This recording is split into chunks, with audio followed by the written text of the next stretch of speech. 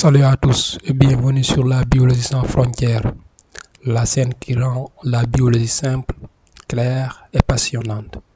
Ici, on explore ensemble le monde vivant, des cellules aux gènes, des bactéries aux humains, pour comprendre comment la vie fonctionne. Si tu es étudiant passionné de la biologie ou simplement curieux de découvrir la science autrement, tu es au bon endroit. Chaque semaine, je partage des vidéos éducatives sur la biologie cellulaire, la génétique et bien d'autres domaines passionnants.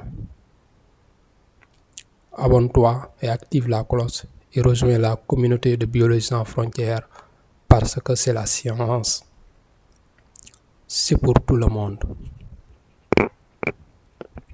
Alors aujourd'hui, on va voir une notion très importante en biologie. On va voir la cellule eucaryote. À la fin de cette vidéo, vous serez capable de décrire la structure des cellules eucaryotes, comparer les cellules animales avec les cellules végétales, indiquer le rôle de la membrane plasmique et résumer les fonctions des principaux organites cellulaires. Avez-vous déjà entendu l'expression « la forme suit la fonction » ? C'est une philosophie que de nombreuses industries suivent.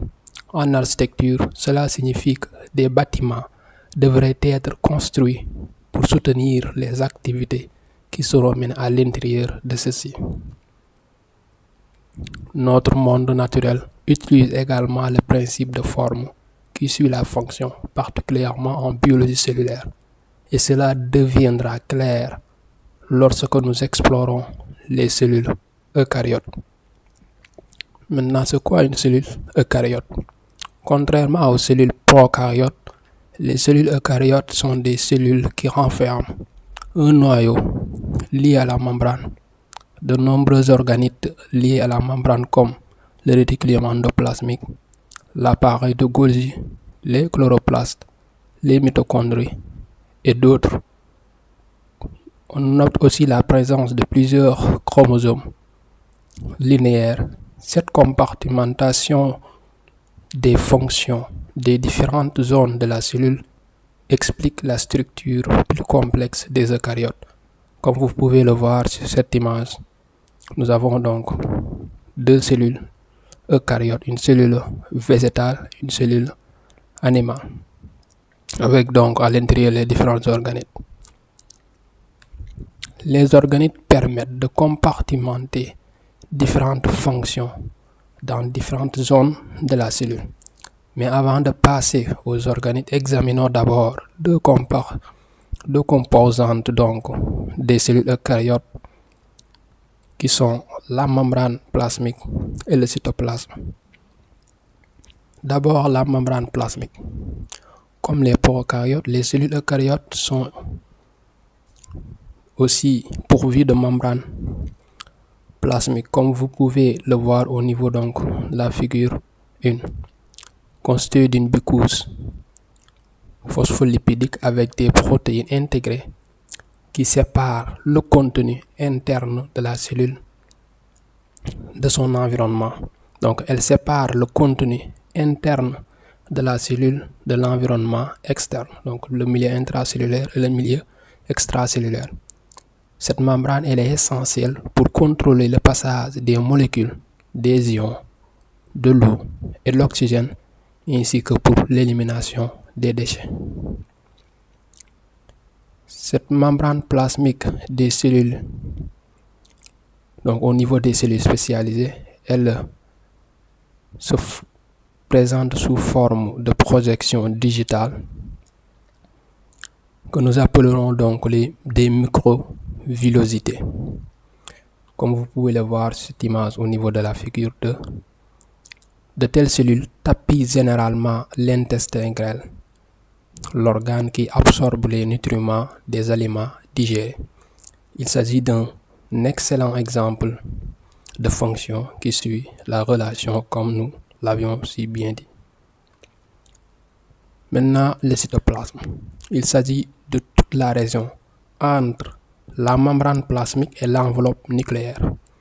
Il est composé d'organites en suspension dans le cytosol un fluide semi-solide, mais aussi de nombreuses réactions métaboliques, y compris la synthèse des protéines, s'y déroulent.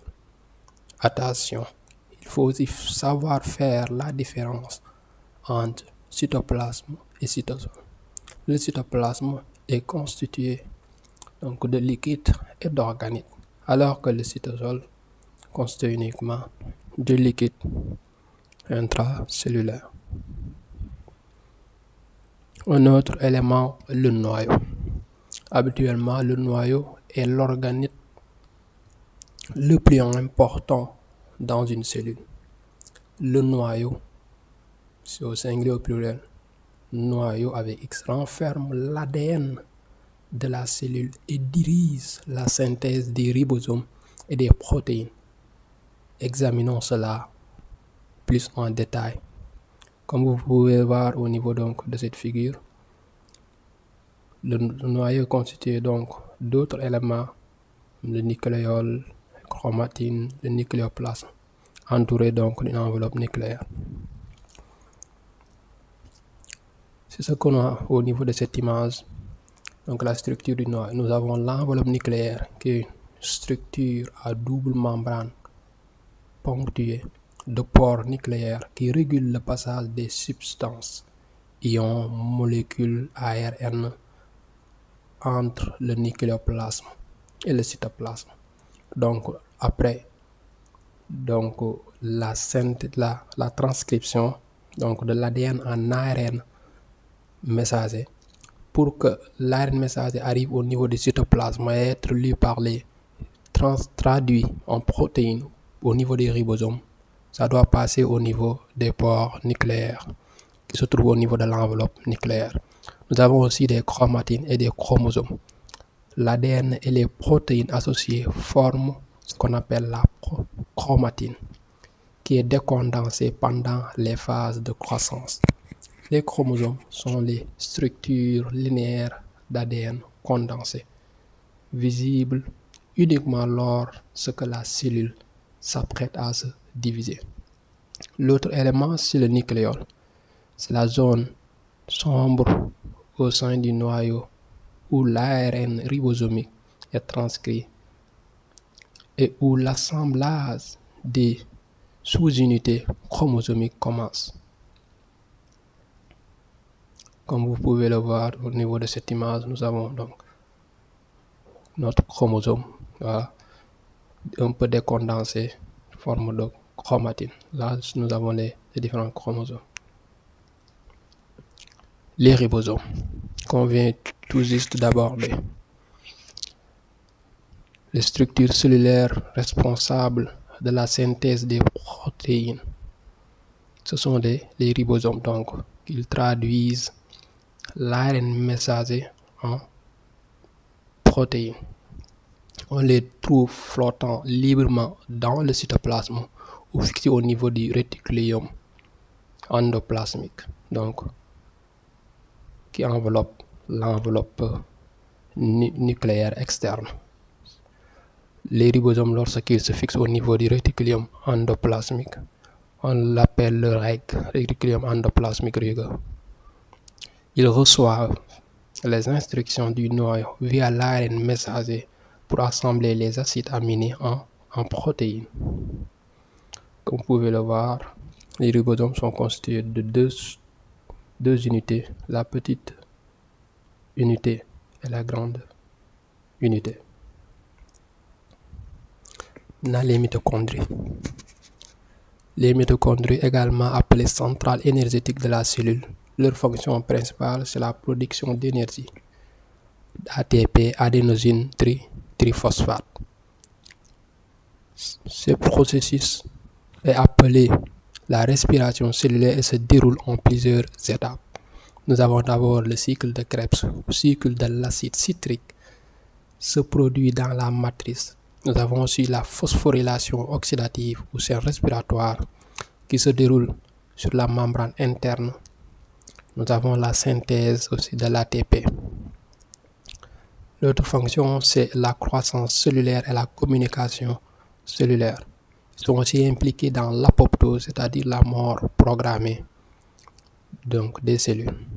Il assure l'homéostasie calcique, la régulation du calcium intracellulaire, la biosynthèse de certaines molécules comme les hormones stéroïdiennes en collaboration avec le réticulum endoplasmique. Comme vous pouvez le voir au niveau de cette image, donc nous avons la membrane mitochondriale, donc avec une membrane externe et une membrane interne. Nous avons la matrice, donc à l'intérieur, avec des replis à l'intérieur, donc des replis au niveau de la membrane interne qui constituent les crêpes.